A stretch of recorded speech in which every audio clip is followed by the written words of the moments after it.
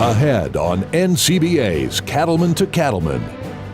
We'll discuss the natural disasters that have impacted some members of the beef industry and explain what you can do to help.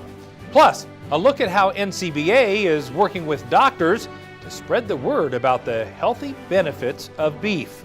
And now, NCBA's Cattlemen to Cattlemen with host Kevin Oxner. Hello and welcome to NCBA's Cattlemen to Cattlemen. I'm Kevin Oxner. Thanks for joining us. Our thoughts and prayers go out to the many farmers and ranchers dealing with the aftermath of the devastating hurricanes that hit Texas, Louisiana, and Florida. Millions of cattle were in the path of the storms, and it'll take several months to assess the damage and the long-term impact to the beef industry in those areas. We spoke to one of the Texas and Southwestern Cattle Raisers Association's special rangers to get an update on how the recovery efforts are going.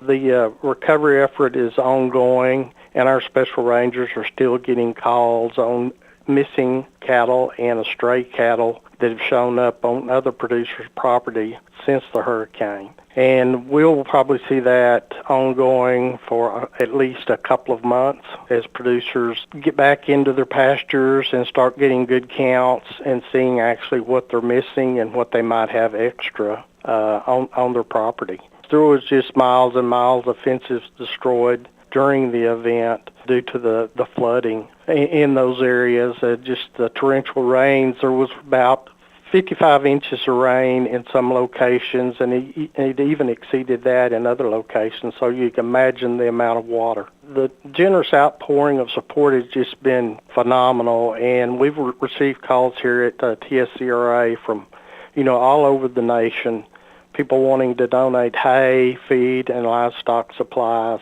And now, in the recovery effort, fencing will be a big thing for those producers to get their fences back into order. So any donations now, people might consider monetary donations or fencing supplies to help with the relief effort. Meanwhile, many Western ranchers have been dealing with catastrophic wildfires this summer. In Montana, thousands of head of cattle have been displaced and over 800,000 acres have been lost. Errol Rice, Executive Vice President of the Montana Stock Growers Association, has an update on how the state's farmers and ranchers are dealing with those fires. In terms of the cattle industry, the 2017 drought and then the ensuing fire season has been one for the record books for sure. An estimated 1.3 million acres has burned across Montana throughout the east and the western part of the state. And just the devastation to the broader cattle industry in Montana has been pretty significant in terms of range and forage loss, and just a complete wiping out of a lot of resources for the cattle business here in Montana. Thankfully, a couple of weeks ago, most of the state received 1 to 3 inches of rain in the higher elevations of the mountains, in some cases 12 to 14 inches of snow. So the fires are under control for now, and I think a lot of people are really taking this time now to regroup, assess the damage, and in terms of the ranching community, really trying to figure out what their next steps are going to be.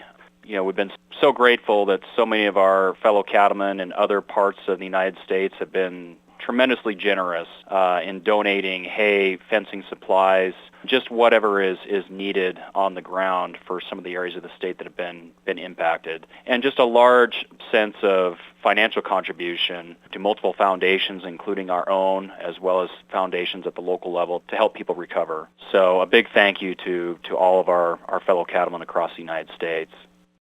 Not surprisingly, the cattle community is rallying to help those in need with a variety of support efforts.